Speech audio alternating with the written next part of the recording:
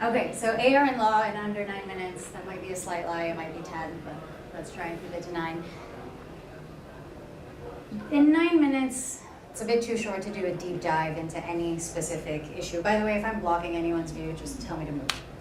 So what I thought we could do here is get a snapshot of the kind of areas of law, the kind of words that might pop up in your businesses, in your practice, as you're developing content for AR, so that it's not necessarily a question of having the answer now, but thinking about these words so that as and when you can be asking the right questions.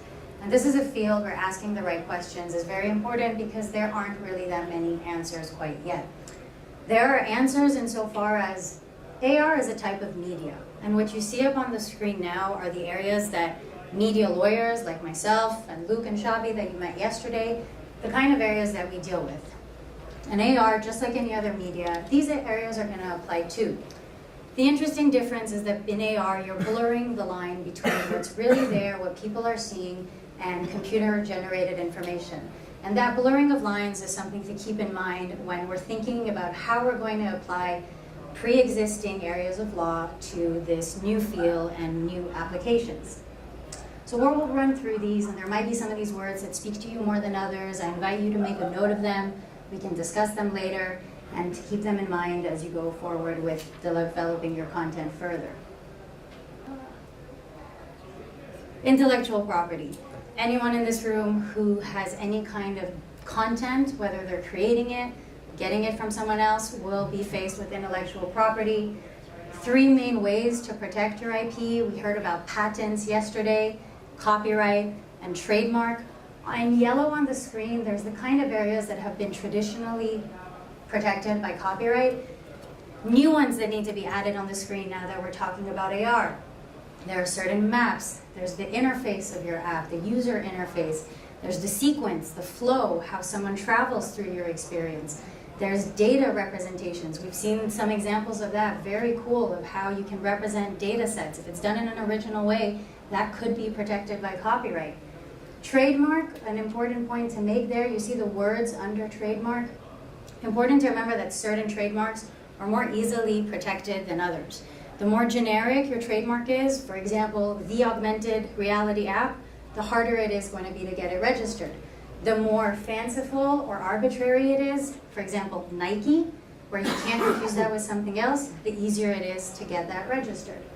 And in the middle, in orange, there's these overarching principles. Due diligence might come up.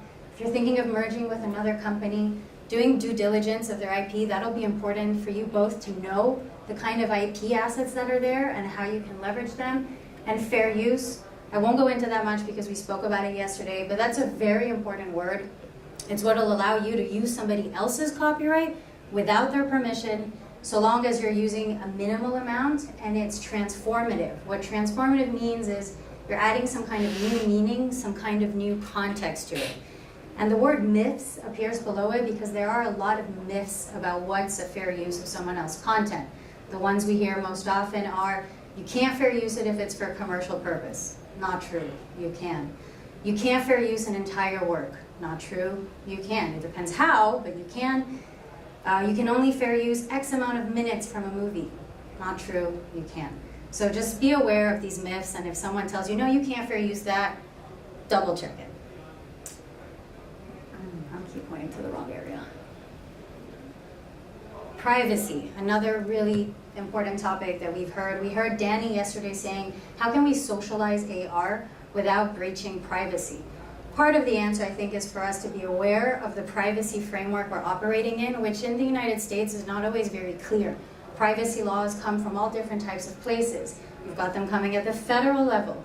If you're marketing or think that your app might be attracting children, very important federal statute there, COPA, the Children's Online Protection Act, which sets out very clearly what you can, cannot, and must do if you're collecting information from children. So that's federal. You've got state statutes. We spoke yesterday about collection of biometric data. So eye scans, facial recognition. If you're doing any of that in Illinois, Texas, or Washington, those are the 3 states right now that have statutes specifically on that. And the key thing there is let people know that you're doing it and get their consent. And also an important one is there are a lot of privacy laws that have been created by judges.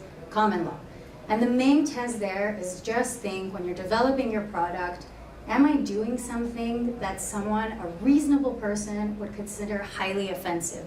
And if you're not sure that someone might consider this highly offensive, chances are get a second opinion about it. We were just talking now, really interesting, if I create an app that allows people to draw things or write things and they can drop those in AR in different rooms, are people going to be able to just draw whatever they want? Offensive content, so-and-so did this lewd act here. Is that not true? And not true, we'll come to the next slide about that, but say it is true, it still might be private. To what extent are you going to be responsible for what people do with your content and where they drop it? Right of publicity. Let's say you want to have a hologram of George Clooney. How amazing does that sound? But that engages the right of publicity. The right of publicity means everyone in this room, whether or not you're famous, you have the ability to control the commercial use of your name and your image. Why is this particularly important in AR? It applies not just to your actual image, but say you make a robot or an avatar that looks like someone famous, you could be on the hook for the right of publicity. There are celebrities who have sued and won because people created robots that looked like them. Why you would go out on the line saying that a robot looks like you, I don't know, but they have. People get really sensitive about their reputation, rightfully so. We've seen some really interesting apps that allow you to scan an item and tell you how much sugar they have in it. There's been a cool app that came out in Australia where you can scan egg boxes, and you can see on top of the egg box you have all these little chicken that come up, and they either look happy if it's free range, or they're all together and miserable if they haven't been ethically raised. So what if that's not true? So very important, be sure that the information you include in your apps is not only accurate at the time you create it, but stays accurate. Otherwise, defamation, slander is spoken, so defamation might be a risk that you're running at that point.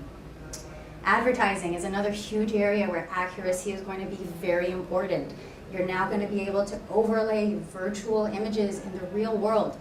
It's very important that your advertisings are not misleading, they're not false. Those are the terms that are used by the FTC. That's what the FTC is looking out for.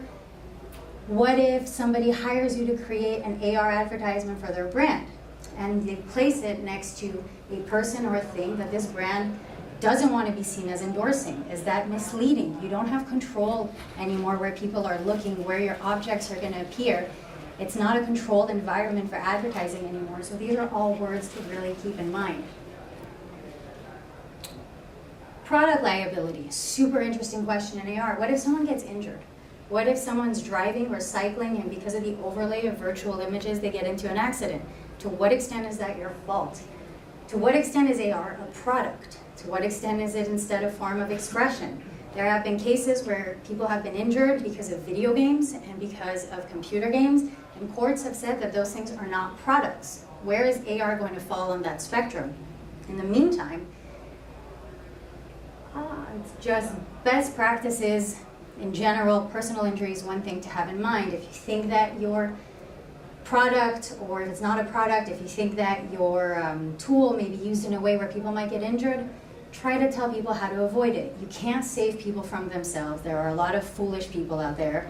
But there are certain things you can do to even try and hold those kind of people's hands. Pokemon Go, when they realized that their app was being used by people driving, God knows why, but they were, they put a bar. If you were operating more than a certain speed, you can't use Pokemon Go. It's one thing to think of. Tell people, be honest with your users. Collect what you ask for, tell them what you're going to collect.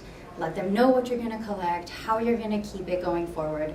It makes you seem like a responsible person, a responsible developer, which is really important. This is the wild, wild west to an extent for now. And if you can come off as someone who's wielding this amazing tool of AR responsibly, all the more power to you. And finally, here are a couple of agreements just to have in mind. Your content really is everything. These are agreements that you might have already entered, you might enter into. There's one thing that I really want to flag, which has been cut off here, but it should say work for hire. Work for hire is really a word to look for. If you're signing an agreement that says work for hire, it means that the person you're signing it with owns the work you created. Why is that particularly important in AR? Because it's okay if they own the product, but you want to be sure that they don't own your pre-existing systems, your charts, your schemas, any pre-existing underlying proprietary technology. And this will be something that you're going to want to call out in your agreement so that you always retain that no matter who you work for or what you're doing for them. And finally, just remember that the First Amendment is, or may not be, but often will be your friend. You're creating expressive content often. If someone complains about any of the things in color here, chances are the First Amendment will help you. It won't always, but it should usually be a friend that will. So keep that in mind and don't necessarily think that just because someone sends a letter that you can't do what you're doing. And that's it. I hope this helps going forward, and I'm around if anybody wants to chat. Thanks so much.